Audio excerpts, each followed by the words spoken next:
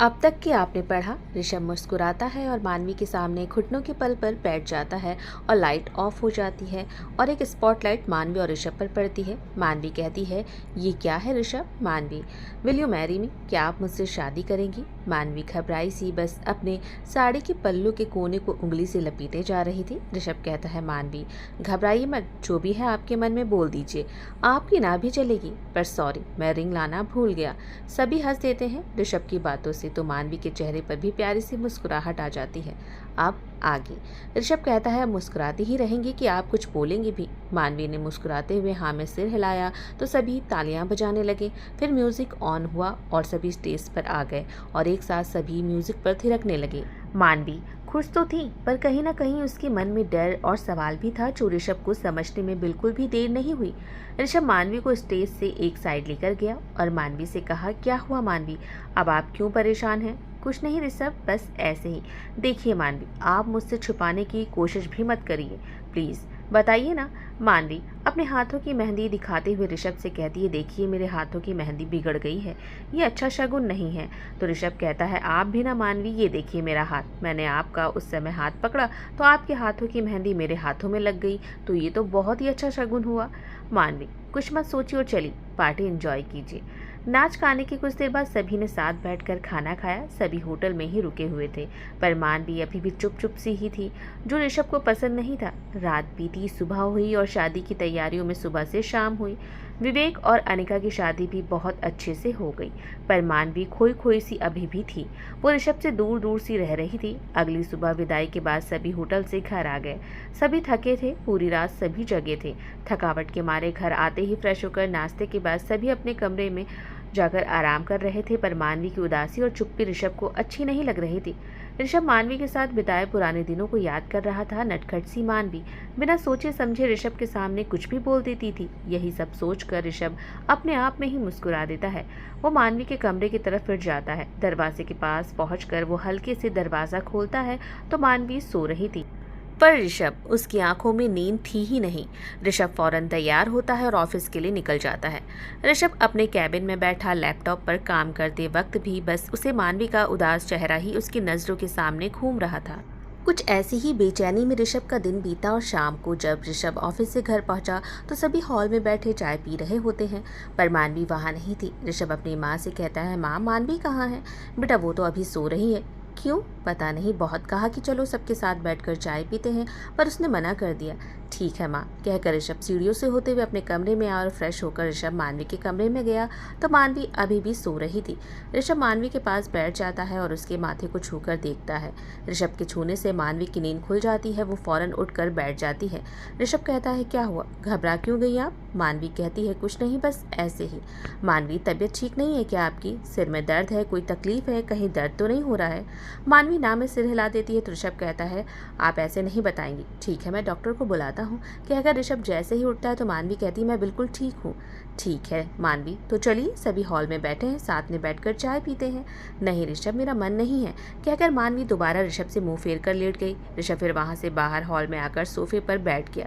सलोनी जी ने कहा, बेटा क्या हुआ, तुम ठीक हो ना? हाँ माँ, मैं ठीक हूँ।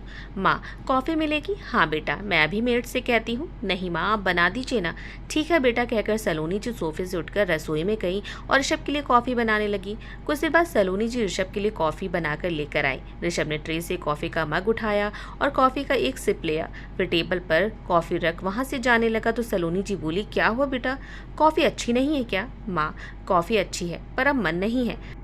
शिखा समझ गई ऋषभ की उदासी को देख करके ऋषभ मानवी की बातें, हंसी और उसके हाथ की कॉफ़ी मिस कर रहा है। सलोनी जी कहती हैं, अच्छा बेटा, मैंने पंडित जी से बात कर ली है, अगले हफ्ते शादी की तारीख पक्की हो गई है, तो काम बहुत है और टाइम कम है, तो कल से ही सारी तैयारियां शुरू हो जाएंगी शादी की, तो कल जल्दी घर आ जाना बेटा, सब साथ में शॉपिंग पर चलेंगे।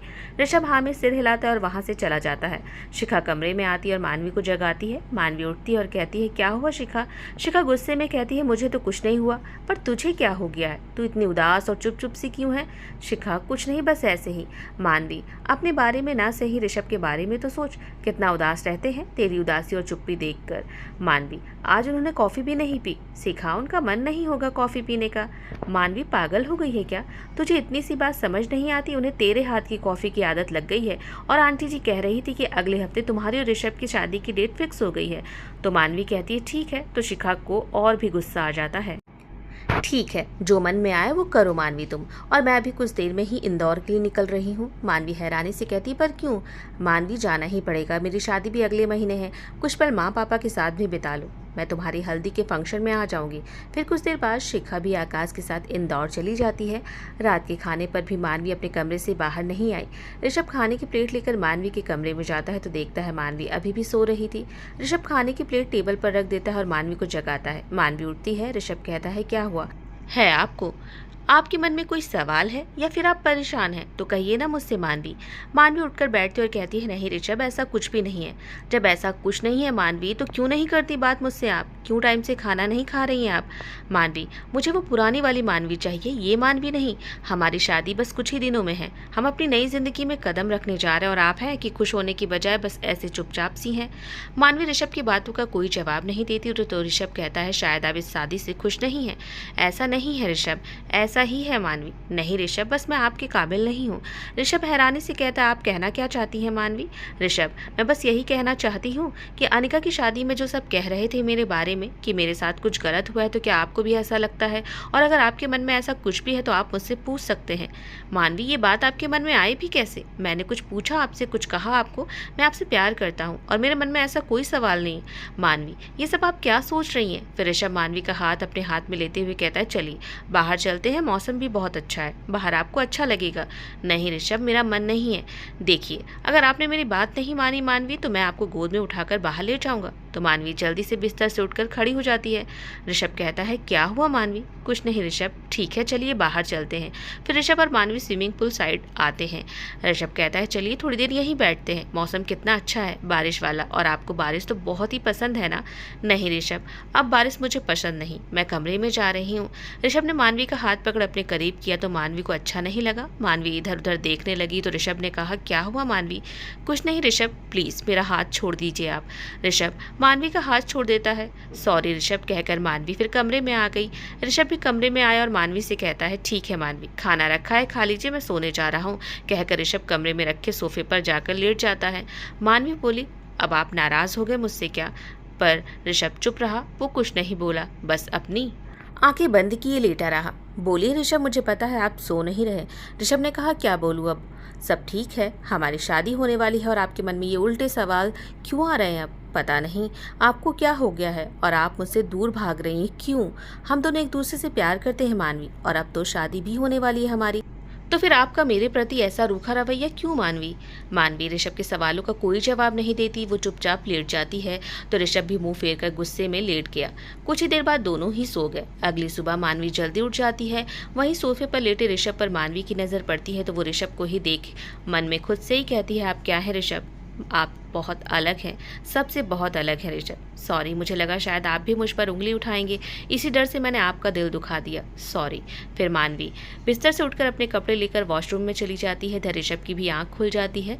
कमरे में मानवी को न देख जल्दी से उठकर ऋषभ बैठ जाता है। बाथरूम से पानी की आवाज़ से ऋषभ समझ जाता है कि मानवी बाथरूम में है। ऋषभ कमरे से बाहर आता है और अपने कमरे में चला जाता है। मानवी फ्रेश होकर आती है तो देखती है कि ऋषभ नहीं है। वो कमरे से बाहर आती है तो सलोनी जी भगवान जी की आरती कर रही होती है। मानवी भी हाथ जोड़कर उनके बगल में खड़ी हो जाती है। आरती के बाद सलोनी जी की नजरें मानवी पर पड़ती हैं। वो मुस्कुराती हैं और आरती की थाल मानवी के सामने करती हैं। मानवी आरती लेती है। पूजा के बाद सलोनी जी मानवी से कहती हैं, अच्छा लगा आज तुमको ऐसे मुस्कुराते हुए देखकर मानवी, और कम से कम तुम आज कमरे से बाहर तो निकली। मानवी फिर सलोनी जी से कहती है, माँ ऋषभ कहाँ है? बेटा शायद वो अपने कमरे में है। माँ मैं रसोई में जाकर कॉफ़ी बना लूँ? मानवी बेटा ये तुम्हारा घर है, बेटी हो तुम मेरी, तो तुम्हें कुछ पूछने की ज़रूरत नहीं है। वैसे कॉफ़ी ऋषभ के लिए बनानी है? मानवी शर्माते हुए हाँ में सिर हिलाती है तो सलोनी जी कहती है, ठीक है जाओ बना लो। मानवी रसोई में आती है और अपने और ऋषभ के लिए कॉफ़ी बनाती है। कुछ देर बाद मानवी कॉफ़ी की ट्रे लेकर ऋषभ के कमरे में जाती है। मानवी हल्के से ऋषभ के कमरे का दरवाज़ा खोलती है तो ऋषभ बालकनी में खड़ा बाहर की तरफ देख रहा था। बाहर का मौसम बहुत अच्छा था। तेज हवाएं और तेज हवाओं की वजह से बारिश बालकनी के अंदर आ रही थी और ऋषभ भी खोया सा बस बाहर की तरफ देख रहा था और भीग भी रहा था। मानवी कमरे के अंदर आती और वही टेबल पर ट्रे रखकर ऋषभ के पास जाकर कहती है, ये क्या कर रहे हैं आप, भीग क्यों रहे हैं, चलिए अंदर चलिए। मानवी की आवाज़ से ऋषभ पीछे पलट कर देखता है तो मानवी खड़ी हुई थी। ऋषभ कहता है, तो क्या हुआ, भीगने दीजिए मुझे। ऋषभ, आप पर गुस्सा बिल्कुल भी अच्छा नहीं लगता, चलिए आपके लिए कॉफ़ी लेकर आई हूँ मैं। मुझे कोई कॉफ़ी नहीं पीनी है। मानवी, अरे क्यों, अब आप नाराज़ हो गए मुझसे। मानवी, मुझे कुछ देर के लिए प्लीज़ अकेला छोड़ दीजिए और इस वक्त आप यहाँ से चली जाइए। मानवी ऋषभ से सॉरी कहती है पर ऋषभ तेज आवाज में कहता है, कहा ना मानवी, चली जाइए यहाँ से। ऋषभ ने इतनी जोर से कहा कि मानवी ऋषभ को देख डर जाती है और वो फौरन वहाँ से चली जाती है। ऋषभ बेड के पास आता है, ड्रॉर से सिगरेट निकाल कर कश लेने लगा। बालकनी में खड़ा ऋषभ को फिर लगा कि उसने मानवी को हर्ट कर दिया। ऋषभ को अब खुद पर गुस्सा आ रहा था, उसने कैसे मानवी से बात की, वो वैसे ही परेशान है और अब मैंने भी उसका दिल दुखा दिया। ऋषभ अब खुद को कोसे जा रहा था। ऋषभ फिर बाथरूम में शावर लेने चला गया। शावर के नीचे खड़ा ऋषभ बस खुद को शांत कर रहा था। काफी देर बाथरूम में रहने के बाद ऋषभ फ्रेश होकर बाहर आया और तैयार होकर नीचे आया तो मानवी सलोनी जी के साथ बैठी नाश्ता कर रही थी। ऋषभ भी आता और चुपचाप नाश्ता करने लगता है और नाश्ते के बाद ऋषभ सलोनी जी से कहता है, माँ मैं कुछ काम से 2 दिन के लिए बाहर जा रहा हूँ, 2 दिन के बाद ही आऊँगा। पर बेटा आज शॉपिंग पर भी तो चलना है तुम्हें। माँ ज़रूरी काम है इसीलिए मुझे जाना है, आकाश भी नहीं है और विवेक की अभी शादी हुई है तो इसीलिए मुझे ही जाना पड़ेगा। आप मेरे पीछे से मानवी का ध्यान रखिएगा और बाकी गार्ड से सुरक्षा के लिए। ठीक है बेटा। फिर ऋषभ मानवी को बिना देखे ही वहाँ से बाहर आ गया और गाड़ी में बैठकर चला गया। मानवी को बहुत बुरा लगता है ऋषभ का उसे इस तरह से इग्नोर करना। सलोनी जी कहती है, मानवी ऋषभ को क्या हुआ है बेटा, तुम दोनों में लड़ाई हुई है क्या। नहीं माँ, ऐसी कोई बात नहीं है। ठीक है मानवी, तुम जल्दी से तैयार हो जाओ, हमें शॉपिंग के लिए भी निकलना है। जी माँ। मानवी नाश्ता करने के बाद तैयार हो गई और कुछ देर बाद सलोनी जी और मानवी शॉपिंग के लिए निकल गए। इधर ऋषभ गुस्से में तो घर से निकल आया था पर अब उसे अच्छा नहीं लग रहा था। बेवजह मानवी पर गुस्सा जो किया था उसने, अब उसे बहुत पछतावा हो रहा था। पर ऋषभ अब घर से बहुत दूर निकल आया था इसलिए वो वापस नहीं लौट सकता था। पूरा दिन शॉपिंग में बीता मानवी का, पर मानवी को ऋषभ के बिना अच्छा भी नहीं लग रहा था। रात हो चुकी थी। खाने के बाद मानवी खिड़की पर खड़ी चांद को ही देख रही थी। मानवी खुद से ही कहती है, मुझे पता है ऋषभ, आपको भी अच्छा नहीं लग रहा होगा मेरे बिना।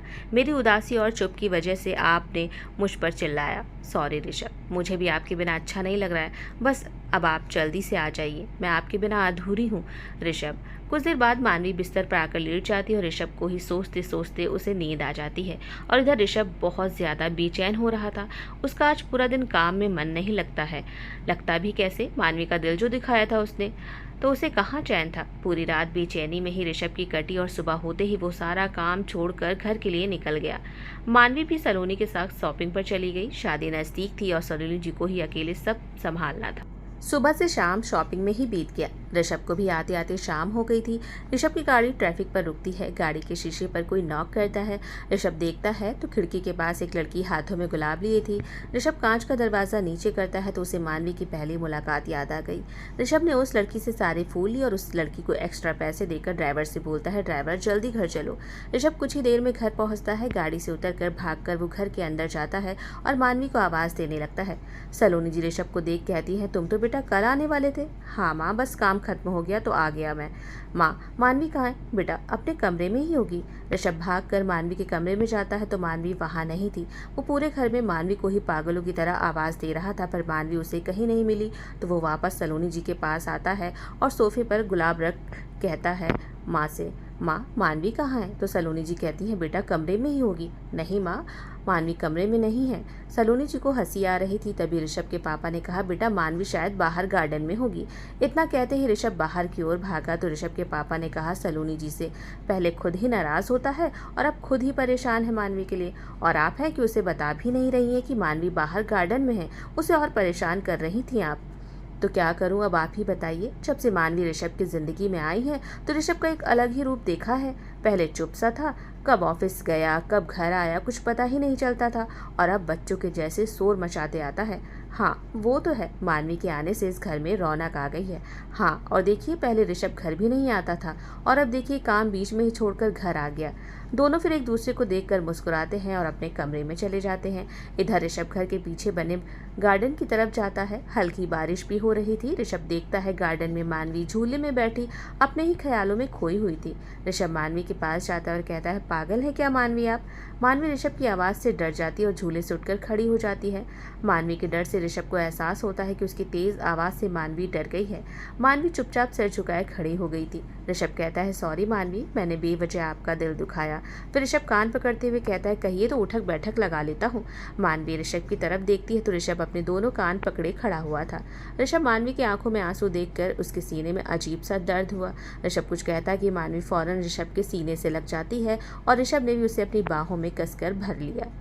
मानवी कोई रिस्पॉन्स नहीं कर रही थी, बस वो चुपचाप रोई जा रही थी। मानवी अब सिसकियां लेकर रोने लगी। मानवी ने ऋषभ की शर्ट को जोर से पकड़ा और अपना चेहरा छुपाकर उसके सीने में रोने लगी। वो दोनों ही भीग रहे थे। ऋषभ ने मानवी से कुछ भी नहीं कहा, बस मानवी की पीठ ऋषभ सहला रहा था ताकि मानवी शांत हो जाए। बहुत देर जब मानवी रोती ही रही तो ऋषभ ने मानवी को खुद से थोड़ा अलग किया और उसके चेहरे को अपने हाथों से थामते हुए मानवी के माथे को चूम लिया। इस एहसास से दोनों की आंखें बंद हो गई थी। ऋषभ कहता है, सॉरी, ये मेरी पहली और आखिरी गलती है। आज के बाद कभी आपसे बेवजह गुस्से में बात नहीं करूंगा। मानवी पलके झुकाए खड़ी हुई थी। मानवी, आप मुझसे नाराज हैं? नहीं ऋषभ, नाराज नहीं हूं मैं। तो फिर मानवी, आप रो क्यों रही हैं? मैं बहुत बुरा हूं ना? मानवी ऋषभ के मुंह पर अपना हाथ रखते हुए कहती है, नहीं ऋषभ, आप बुरे तो बिल्कुल भी नहीं हैं। बुरी तो मैं हूं जो आपका दिल मैंने दुखा दिया। आप हर कदम मेरे साथ खड़े रहे, फिर भी मैं आपको समझ नहीं पाई। बेवजह आपसे मैं नजरें फेरने लगी। सॉरी ऋषभ। मानवी, जहाँ प्यार वहाँ टकरार, और टकरार के बाद प्यार और भी गहरा हो जाता है, कहकर ऋषभ ने मानवी को अपनी गोद में उठा लिया। तो मानवी कहती है, ये क्या कर रहे हैं आप? उतारिए मुझे अभी नीचे। ऋषभ कहता है, नहीं उतारूंगा अब गोद से आपको। ऋषभ, माँ पापा देखेंगे, अच्छा लगेगा क्या उन्हें? आपको शर्म नहीं आती? पर मुझे तो आती है ना शर्म, उतारिए ना नीचे। ऋषभ मानवी की बात नहीं सुनता। वो मानवी को गोद में उठाए मानवी को घर के अंदर ले जाने लगा। ऋषभ की ऐसी हरकत से तो मानवी शर्म से मरी जा रही थी। उसने चुपचाप अपनी बाहें ऋषभ के गले में लपेटी और अपना सिर उसके सीने पर रख अपनी आंखें बंद कर ली। ऋषभ की करीबी उसे बहुत सुकून तो दे रही थी, पर साथ में मानवी को घबराहट भी हो रही थी और उसे अजीब भी लग रहा था। इसीलिए उसने अपनी आंखें बंद कर ली और ऋषभ को कसकर पकड़ लिया था। वहीं खड़े गार्ड्स और नौकर उन्हें ऐसे देख हैरान भी थे और खुश भी हो रहे थे। और ऋषभ के माँ पापा अपने कमरे में थे, जो ऋषभ और मानवी को ऐसे नहीं देख पाए थे। ऋषभ मानवी को देखता है तो मुस्कुराता है और मानवी को कमरे में लेकर आता है और बस मानवी को ही देखता रह जाता है। मानवी आंख बंद किए खुद को ऋषभ के सीने में छुपाए हुए थी। मानवी का चेहरा ऋषभ को बहुत ही प्यारा लग रहा था। उसके चेहरे पर आई लाली उसकी शर्म को बयां कर रही थी। ऋषभ ने मानवी को अपनी गोद से आराम से उतारा और ऋषभ अपने दोनों हाथ जेब में रख बस मानवी को देखने लगा। मानवी ऋषभ की तरफ देखती है तो कहती है, आप तो मुझे ऐसे घूर रहे हैं खड़े होकर जैसे आपने कुछ किया ही ना हो। ऋषभ मुस्कुराता है और मानवी के पास आता है और उसके कान में धीरे से कहता है, अच्छा तो क्या किया है मैंने? फिलहाल ऐसा कुछ तो किया नहीं मैंने जो आपको इतनी शर्म आए। मानवी अपने दोनों हाथों से ऋषभ के सीने पर प्यार से मारती है और कहती है, आप बहुत बदमाश है। और ऋषभ के फिर सीने से लग जाती है। ऋषभ कहता है, आपसे कम हूँ बदमाश मैं मानवी। तभी दरवाजे पर अनिका नॉक करती है। ऋषभ और मानवी दोनों जल्दी से अलग होते हैं एक दूसरे से। अनिका हंसती है और कहती है, जब तक आप दोनों की शादी नहीं हो जाती आप दोनों एक दूसरे से दूर ही रहेंगे। ऋषभ जल्दी से बोल पड़ता है, क्यों? मैं मानवी से दूर रहूँगा? और तुम कब आई अनिका? विवेक भी आया है साथ में? हाँ भाई, विवेक ही नहीं, हम सबकी फैमिली भी आई है। पहले आप दोनों कपड़े अपने चेंज कीजिए और जल्दी से बाहर हॉल में आइए, कहकर अनिका वहाँ से चली जाती है। मानवी और ऋषभ कपड़े चेंज करने के बाद हॉल में आते हैं, जहाँ विवेक और अनिका दोनों की ही फैमिली हॉल में बैठी हुई थी। ऋषभ मानवी भी सोफे पर जाकर बैठ जाते हैं। सभी की दबी हंसी देख दोनों हैरान थे और मानवी तो हैरान परेशान दोनों ही थी और साथ में ये भी सोच सोच कर उसे अजीब लग रहा था कि कहीं सबने मुझे ऋषभ की गोद में तो नहीं देख लिया। विवेक कहता है, ऋषभ हम सब इसीलिए यहाँ आए हैं क्योंकि अब तुम दोनों की कुछ ही दिनों में शादी है, तो अब तुम दोनों को शादी तक एक दूसरे से अलग ही रहना है। मैं मानवी को अपने घर ले जा रहा हूँ, बारात लेकर आओ और ले जाओ अपनी मानवी को दुल्हन बनाकर।